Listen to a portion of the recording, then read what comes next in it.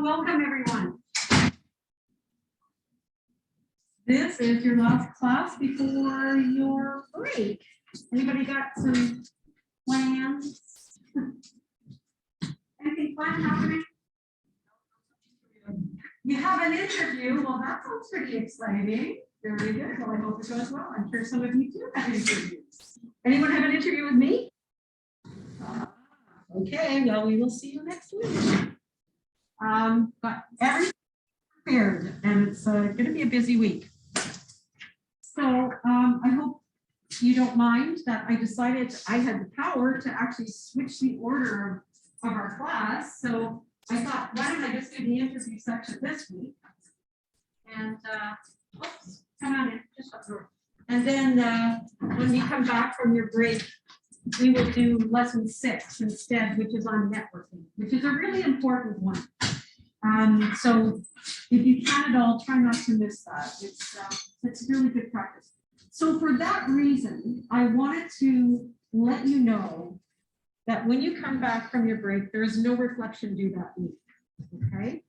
But the week after, both number 6 and 7. So the one from this week and then the one from your first week after you come back will be due the week of March 7th. Any questions on that?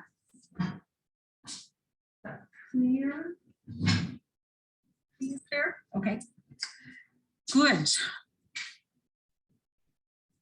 So I also just want to, again, I'm meticulously following this because, as you recall, this was my challenge for the semester, was to try to not put an F on anyone's transcript. So I looked at your class stats before I came here, and I have to say this class is better than the other 2 sections. Okay, so yay, you guys. But there are still 8 people of 93 people who have not some document that they should have by now or not met some expectation. So please look at your records. If there's anything missing, if there's anything you don't understand, something that you think should be there, i.e. your reflections today, please talk to me, talk to Laura, send us an email. We can make arrangements. Do not worry about it. We can catch up, okay? I don't want any F's this semester. So we're going to talk about interview skills today, and this is just a little bit of what we're going to cover: the purpose, types of interviews, interview prep, standard questions, interview tips, interview practice, that's the most important one, illegal interview topics, interview follow-up. Okay, so that's what we're doing in a nutshell today. So I want you to think about, because we are going to do a practice session. I know it feels awkward and weird, but I tell you, there's nothing like practicing something that feels awkward and weird to make it feel less awkward and weird. Okay, so this is the season for mock interviews in my office. So dentistry, medicine, all kinds of interviews. You know, I have started working with students occasionally that first meeting, I thought, oh dear, this isn't going to work. That student would go away, apply the feedback, read some more, maybe consult with other people, come back the next time, and I have seen people grow exponentially. You know, practice is key. So, because the more you practice this kind of talking skill in a formal setting, the better you're going to be. You're going to feel more confident. You're going to say, you know what, I got this, I'm okay, right?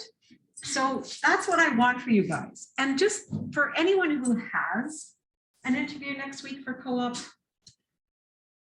we're all on your side. You know, we want you to succeed. So just keep that in your mind. We want you to do well. You know, I mean, that's what we all think. We just want to sit down with each student and we want all of you to excel. And I know you can. Okay, so what is an interview?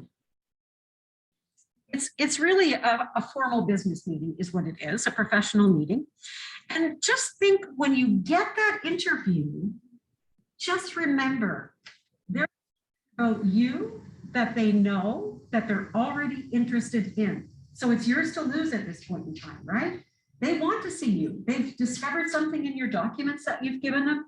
that say, yes, I think we want to talk with this person. Okay, so keep that in mind. You do control half the conversation, absolutely. But on the other hand, you do need to follow the lead of the interviewer as well. So that's kind of what an interview is. So actually, just a show of hands, who has had an interview before? Wow, lots of you have interview skills. Anybody care to share an experience, a good experience, a terrible experience? Just, was it stressful? Was it fun? Thoughts?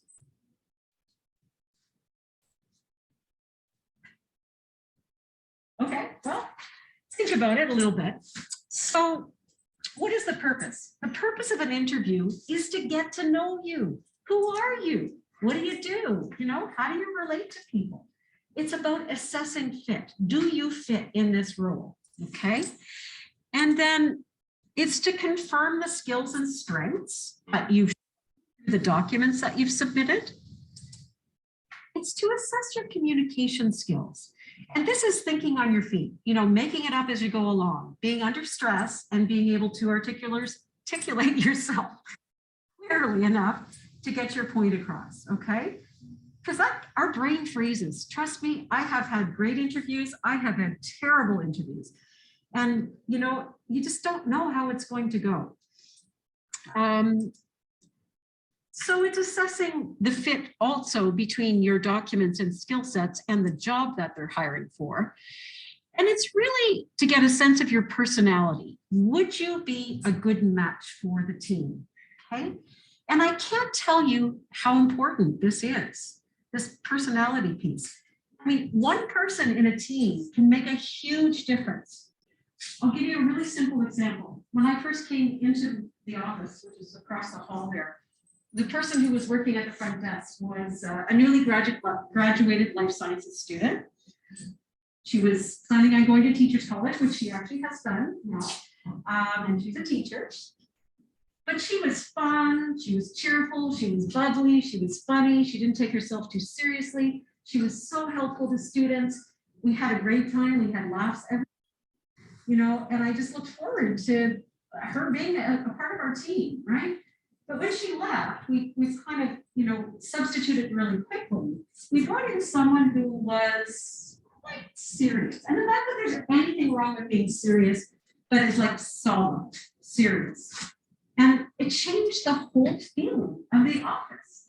It's not that she wasn't good at her job. She absolutely was, and she helped students. But it just kind of took the whole office energy like. And I was kind of glad when she left, to be honest, and that we replaced her. But just, it doesn't matter which member of your team it is. Everybody integrates in an office, in a team setting. And one person's personality can really make it suck for everybody else sometimes, depending. So that's a really important thing to be able to show. Show your personality. Let them know who you are, right? Okay, types of interviews. There is a one-on-one. So in your co-op interviews next week, this is the first time we're doing this. They are one-on-one. There's one interviewer, one interviewee. Just so previous years, we've always had two interviewers. And then we would compare notes at the end of the day and say, are we on the same page here? And if my partner got a 10 on one student and I gave him a 6, we'd say, oh, wait a minute, let's go back and read our notes and try to come to some consensus. Just so you know, there is a quality assurance measure built in because there is only one interviewer. They will be recorded. We have to upload our documents, the recordings and our notes. We have to upload them, and then we have a QA team who's going to review. They're going to look at they're going to listen to the interviews, and they're going to look at the scoring, and they're going to make sure that we were paying attention. That's basically it. So you can there's a backup. Okay, so that's a one-on-one. More common is a panel interview, which is several interviewers and one interviewee. That's the most common. Because again, if you're trying to assess the fit of somebody to integrate into your team, it's best to have multiple diverse team members sitting there in front of the candidate to get an opinion on that person, because it's a big, big, big decision, right? Changes your team. The audition interview. So this doesn't involve tap dancing, but I could do that if I was called upon. So when I came to interview for this job, actually, I had one interview, which was standard behavioral based interview. And then they called me back and said, come back and present us with a proposal for a career week for faculty of science students. So I came back. So that was the audition. I had to stand up here and present to who is now my team.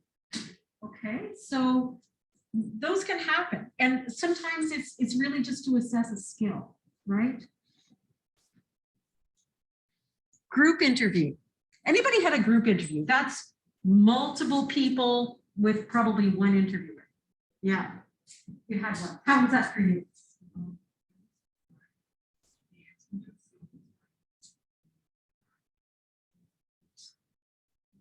Yeah. Yeah, okay, it was hard. So I bet that was because the interview kind of made it 10,000. Did you find it difficult in terms of like competition? Because if I'm interviewing like 10 other people, by the time they get to me and I'm 10, everybody's already said it. And that's what's stressful from that perspective.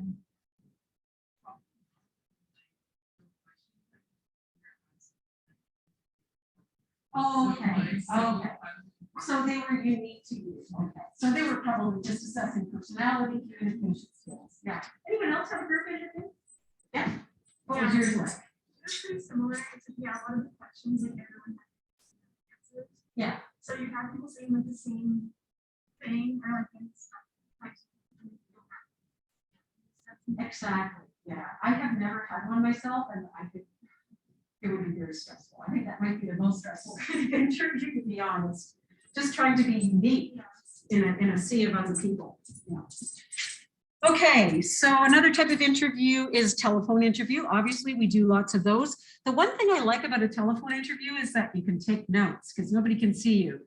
So when your brain freezes and you've forgotten what the question was halfway through your answer, you can remind yourself. So that does happen. Has happened to me. And just let me say, if that does happen and you kind of forget where you were going and you forget what the question is, it is absolutely fine to say, look, I'm sorry, could you just repeat the question for me, please? It is absolutely fine. Just take a breath, move on. Okay, we all forget where we were at times when we're under stress. Video live, video recorded. These are obvious things. So our co-op interview is going to be live next week, video live. Sequential interview is something like an MMI, a multiple mini interview like you might do for med school. So there are 8 rooms and each room has a different question or scenario, and you just enter the room and you don't face what you face in that room. And then the last type is a dinner or lunch interview, which I've never had, probably above my pay grade. But I mean, if you do have this kind of interview, there's a few sort of just normal human things to think about, you know, like don't eat anything too messy, spaghetti, you know, French onion soup, you know, think about if you're going to have a drink or not. Probably not is better. But just one story around that. My old boss told me the story of somebody who was interviewing with Sleeman breweries, and it was a dinner interview. And so when the interviewee showed up, they saw that the interviewer was having a drink. So he thought, oh, well, I'll have a drink too. And he said, he ordered a Heineken.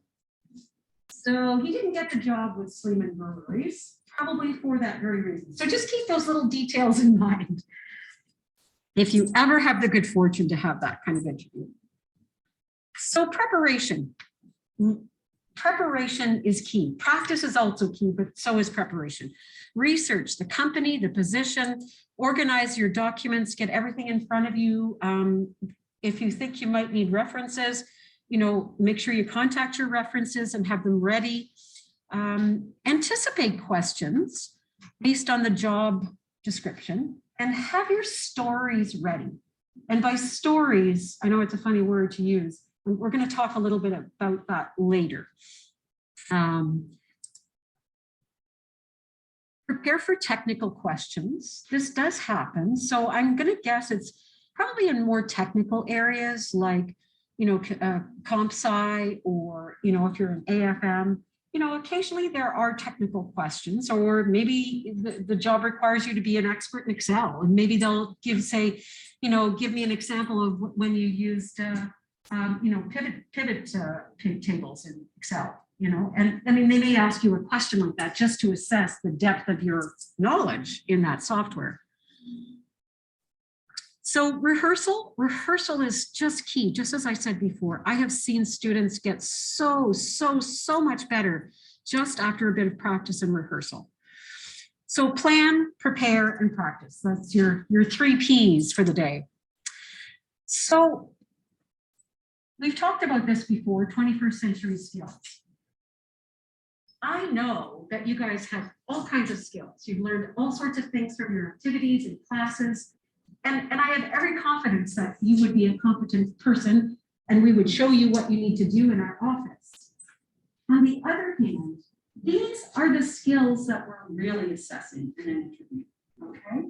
I mean, because technical questions are usually not that common, but your communication, your organization, time management, critical thinking, collaboration, innovation, diversity awareness, okay? These are the things that we're really looking for. These are the traits that are critical to your success as a future professional. Yes, you need to be an expert, in whatever it is you do, but these are competencies around that expert area that also need to be in place for true success. So types of questions. We're going to dive into a few of these. There's some standard questions. Tell me about yourself, strengths, weaknesses, career goals. Why should I hire you? Resume-based questions. I tell you, I would kill for a resume-based question. I've never been asked that before. Oh, tell me about the time you were a research assistant with the blah. It's like, because I could talk about that, no problem. But I've never ever had one of those. Open-ended questions. So here's where you might need to be a little careful. What are your thoughts on, and I remember I was asked for an open-ended question like this for this job, and it was about the current Ontario government and their policies around higher education. So I don't know what the people in front of me think. I don't know if they're for or against, right? So I have to come up with that answer that tries to straddle both sides and be as objective as I can. So just be careful with an open-ended question and not lean too far to one side. Let's see, what else? Technical questions, situational questions, and behavior-based questions. I kind of think of these as the same thing. So behavior-based questions, that's like the gold standard of every interview most of you will ever face in your life. Okay, it's looking at what was the situation? What did you do in that situation? What action did you take? What was the result of you taking that action and the relevance to the job, if you can relate that? So we're going to tease that one apart a little more. So tell me about yourself. This is the icebreaker of the interview, okay? And sometimes tell me about yourself comes out differently. Sometimes it comes out like, and you don't even recognize exactly the same question. Tell me why I would choose you for the job as opposed to you, right? As opposed to your colleague. So basically, tell me about yourself. Tell me why you applied for this job. Exactly the same thing. Tell me about yourself. This is the time, but you don't tell your whole history. Don't spill it all here in the first question. Here's where you figure out the top 2 or 3 characteristics that you need for this job or this opportunity, if it's full, and figure out how you're going to get that across. What in my experiences can I tell you about that's going to hit all the top skills that we might be looking for, okay? Do keep it brief, but this is your time this is your highlight reel. This is the trailer for the movie, okay? It's not everything. And this is something that, actually I have an example here that's actually not bad. So here's just one example that is in the slide notes here. I'm an aspiring research scientist with 4 months experience working with Dr. Leslie McNeil. I've always been fascinated by the development and application of mRNA vaccines and really look forward to hearing more about the role. Okay, so I mean, that's just a high level thing, but I mean, I'm going to say that you probably want to get into a little more detail and talk about 1 or 2 of your experiences in that context. Strengths and weaknesses, these are standard. You should always have answers for these. So tell me, who can tell me right off the bat, what is one of your strengths? What's one of your superpowers? Who has superpowers? I know you all do. Who's got a strength that you like to share?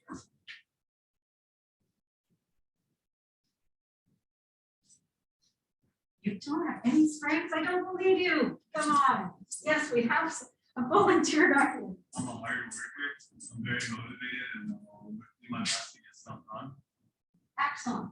Hard worker, very motivated. You will get stuff done. I want to hire you. Absolutely. That sounds like the kind of person that would work well on the team. Anyone else? 2 strengths come to mind. Yes. Time management skills, struggling to learn stats and facts instead of making grades. Absolutely. You guys should be masters of that. Time management skills. You've always got so much that you're juggling at one time. Yeah. Like to piggyback on that, prioritizing ability. Exactly. That's, yeah, prioritizing what you need to do. What's the squeaky wheel? What's due first, right? Or what needs the most attention and time. Absolutely. Those are all great ideas. But think about that.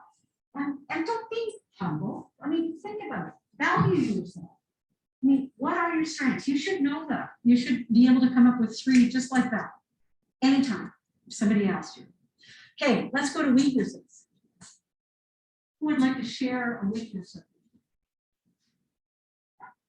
Sometimes talking in front of like people kind of freaks me out, but I always try to overcome it and like give my opinion. Okay. All right, so talking in front of people for 2 hours. Yeah, a little bit. But you're working on it, Yeah, right? yeah. You're trying to overcome it. You probably take volunteer, do a presentation class, and those sort of things. Yeah. Yeah. So that's an absolute, never make it something that is like critical to the role, that could just end things right there. But make it something that you're working on. Anyone else has that?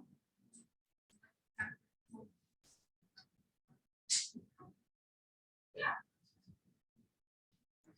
So, forgetful with dates, but has found a time, a way through calendaring to manage this and to not forget things. Okay? Yeah. So that's the key to this question: is whatever it is that you state as your weakness, make sure you show that you're aware of it, you appreciate its impact on what you do, and you show how you're working on it. So back to behavioral questions. So these are the kinds of questions that typically start with tell me about or describe, something like that. So situation, this is where the story begins. Action, this is what you did. Result, this was the result of your actions. And the relevance is the relevance to the current position. Okay, so here are some just sample questions. Tell me about a time when you have worked as part of a team. If 2 employees asked you to work on different projects with the same deadline, how would you manage that? How do you deal with stress? Tell me about a time when you had to manage a conflict. Discuss a time when you had to handle a challenging situation. Okay, so here's what you do with those. You start with the situation. I'm asked, tell me about a time when you had to manage a conflict. So I was working on a group project and someone didn't complete their session. Okay, that's the situation. It usually doesn't require more than 1 or 2 sentences. What action did I take? I collaborated with my team to see what we would do. And we decided that I was going to be the person to speak to the other person, not meeting expectations. Okay, so that's the plan, that's the action. So that was done, and the result is came to a consensus about timelines and responsibilities. Okay, so we came to an agreement. So these are stories: situation, action, impact, or result. And if you can, then relate it back to the role. So in this one, you might, if it was for instance, a job that was actually like a human manager in an office, this might be a way of saying, I'm no stranger to conflict. I've dealt with it on a regular basis through many of your projects that I've worked on. And I, it's not something that I find, it's something I prepare for, but it's not something I find awkward or challenging, right? So you get back to that. I can manage conflict. Okay, no, I can't. All right, so let's get to some interview tips. What to wear. You all have different styles, you all have different financial means, you all have different ways to express yourself. And I think clothing is one of those simple ways where we express our uniqueness, right? For most interviews, I suggest you dress as you think that professional meant, okay? Doesn't need to be suit and tie and, suit jacket and it doesn't need to be. For these co-op interviews, I'm going to say neat and clean. I think those are my really firm directives about that. I probably wouldn't wear a hoodie or a sweatshirt. You're only going to be seeing yourself from the waist up. So make sure that part of you is neat and clean. Okay. Questions about dressing in general. This is for your co-op interview, but also just in general.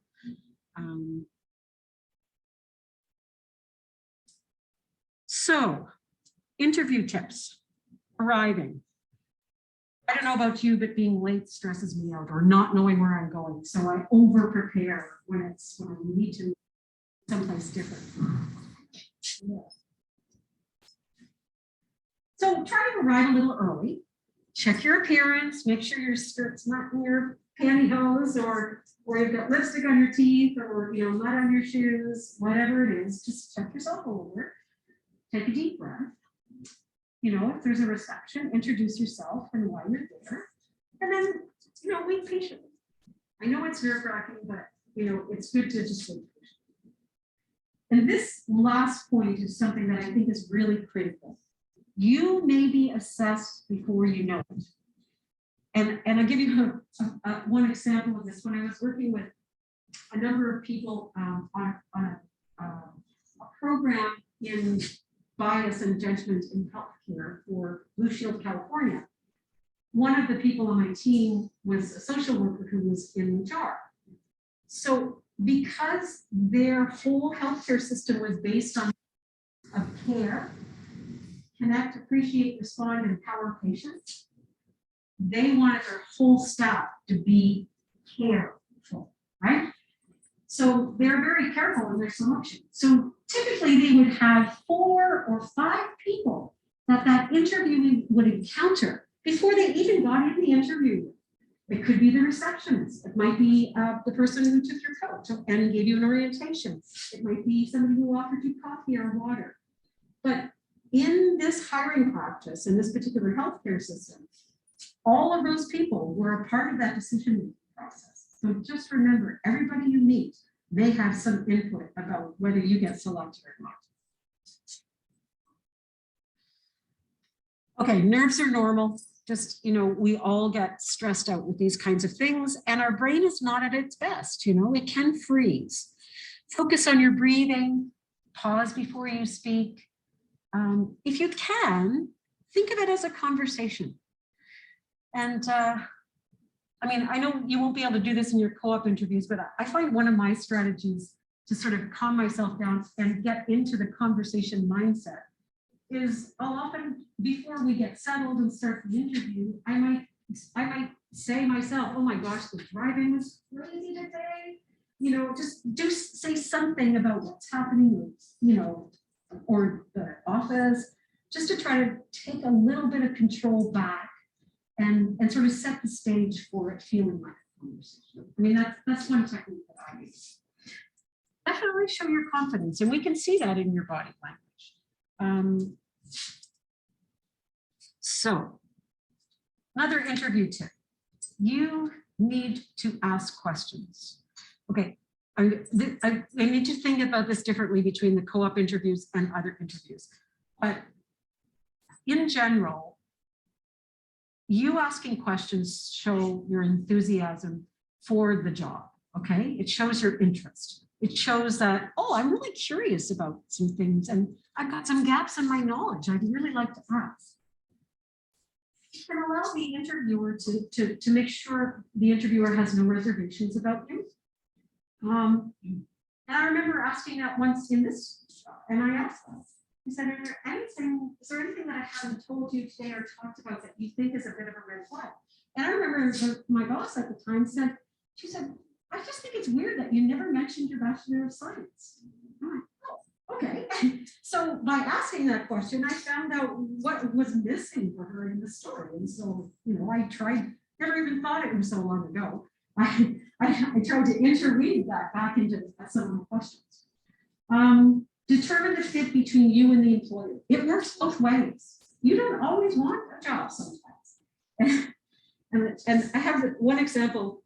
When I first got my Bachelor of Science, I came to work on a contract in research and family medicine here at FASTER. And of course, because it was a short-term job, I was looking for something else. So I got an interview. So I went to this interview, and there were 3 people. One was a husband and wife team of researchers, and then there was another single person who was a psychologist. This husband and wife team were very, very aggressive interviewers. And it felt like it didn't matter anything, I felt attacked almost, right? They just, everything I said, they were questioning and digging deeper, and I just thought it was going so wrong. And then the psychologist in the back, she just kept nodding and smiling at me as if to try and make up for the other 2. Anyway, I went back to my office and I said to my mate Sue, I said, oh my God, I do not want to work for those people. Really, I don't want to work for them. 5 minutes later, they called me and offered me the job. So I worked for them for 17 years. So we managed, but that was my first instant, my first reaction to them. I'm not sure if I like it. I'm not sure if I'm gonna, but this is for you to decide too. You have to decide if you fit into these circumstances. So these are some questions that you could ask, very brief. When will you be making a decision? Will I hear either way? Could we connect on LinkedIn? Of course, they can get much more complex. And I'm going to say, here's where I'm going to say, and here's some samples. In your co-op interviews, it's only 15 minutes. Yes, we're going to leave time for questions. And yes, we would like you to think about questions that you might like to ask.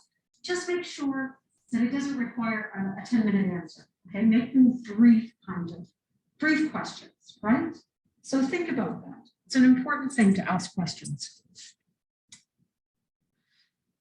You don't need references for your co-op interview at all. Okay, let me make that clear. But if you're going to like an interview, you might check in with your references and type them up and have it ready to give them at the end of the interview. It shows that you're very prepared and shows that you were expecting them to go to that next step too. So a bit of confidence. All right, so this is our practice. I'd like you to get into groups of 4 or 5. If you can turn around and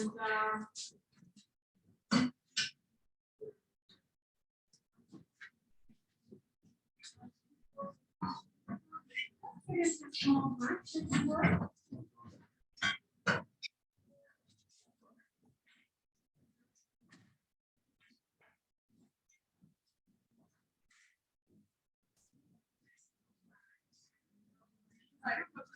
So there are a series of questions here.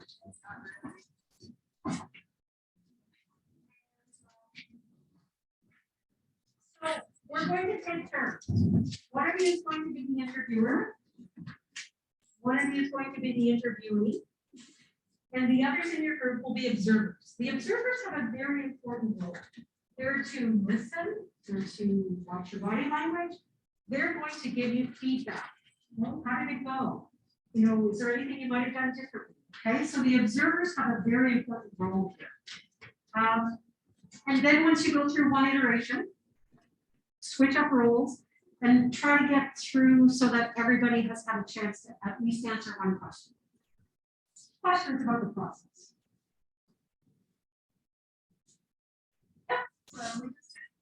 Oh, I'm sorry. No worries, thank you. I'm sorry. Anybody else need some more? Okay. Okay, so we're going to take about 10 minutes to do this. So start interviewing.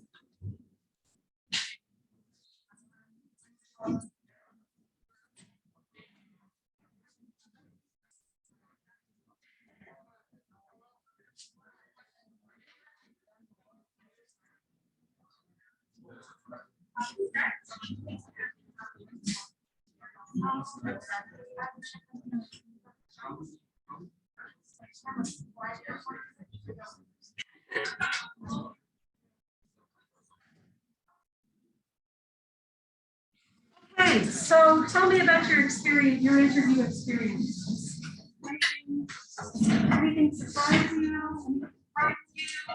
Anything challenge you?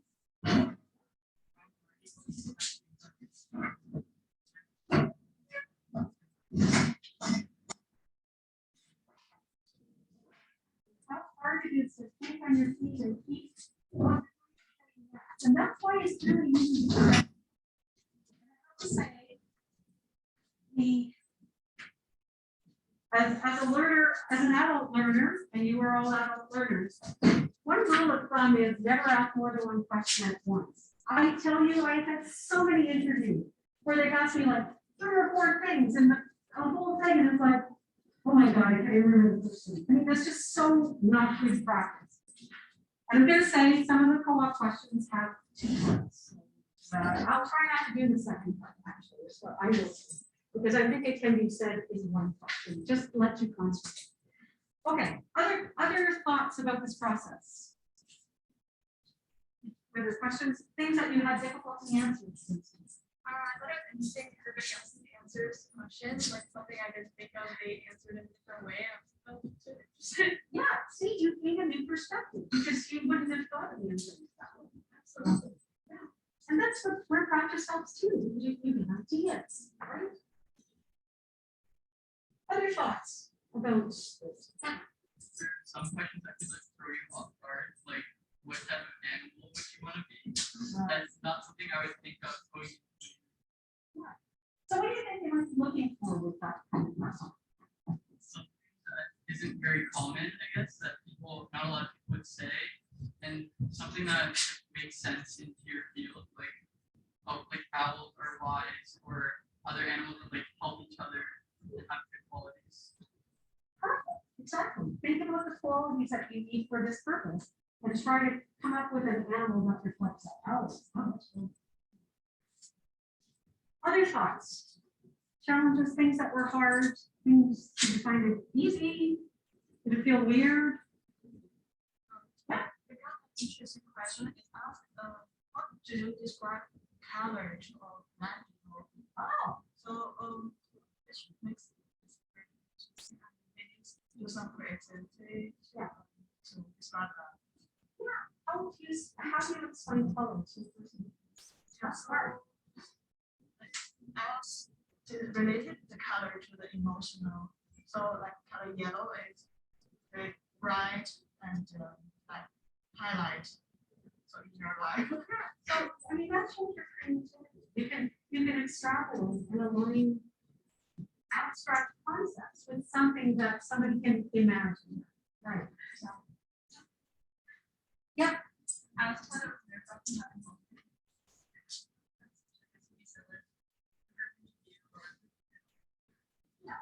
Nerve-wracking because you've got this whole bunch of people listening to me here, right? I need to be brilliant.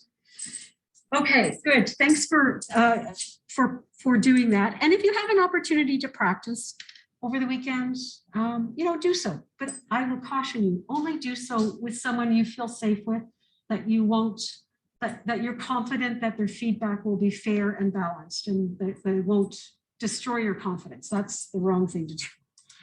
Okay, so let's get to our last interview tips, follow-up. Okay, follow-up. And this is our question for the day on Avenue Turunga. You're probably thinking, oh my God, when is the quiz? So for those listening online, this is the quiz answer. Mr. Skeleton here. So thank you notes. Thank you notes are a must if you're being interviewed. Somebody has taken the time to meet with you. Send a thank you note. Be patient. Don't expect an answer right away, even in the next week.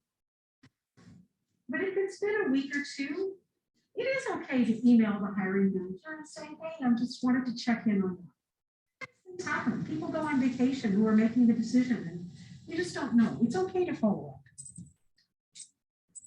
So illegal interview topics: country of origin, citizenship, religion, age, sexual orientation, gender, race, ethnicity, health and disability, pardoned offenses, appearance, financial situations. No one can ask you about these things ever. It's illegal, okay? No one can ask you about these things. So let's do a little bit of a test. Do you use drugs and alcohol? Can I ask you that in an interview? Yes? No? No, we got, yeah, let's have a show of hands for yes or yeah, no. No? Okay, that's right. I cannot ask you that. Do you belong to any clubs or organizations? Can I ask you that? Okay, yes. Just keep in mind that if your club or organization has an affiliation that maybe you might not want to disclose or keep private, like maybe you're part of a faith-based group or LGBTQ based group. And if you don't want to disclose that information, telling an interviewer about that could give them information you didn't intend to. So just be aware of that. So is your partner okay with you working extended hours? Can I ask you that? Yes? No. No. And why would they ask my partner anyway? I mean, that's the dumbest thing ever, right? What does that have to do with anything? No, they can't ask you that. This position requires you to be 18 years old. Can you tell me how old you are? Can I ask that? Yes? No. No. Yeah. What they can ask is, this position requires you to be 18 years or old. Can you confirm that for me? But they can't ask how old you are. They can confirm, because obviously, if you're asserting, you need to be of age of majority. What is your native language? Can I ask you that? No. Fluency in Spanish is an important requirement of this job position. Are you fluent in Spanish? Can I ask you that? I see, yes, yes, nodding. Yeah, because it's a requirement of the job. Of course they can ask you that. Would you need any religious holidays off? Can I ask you that? No.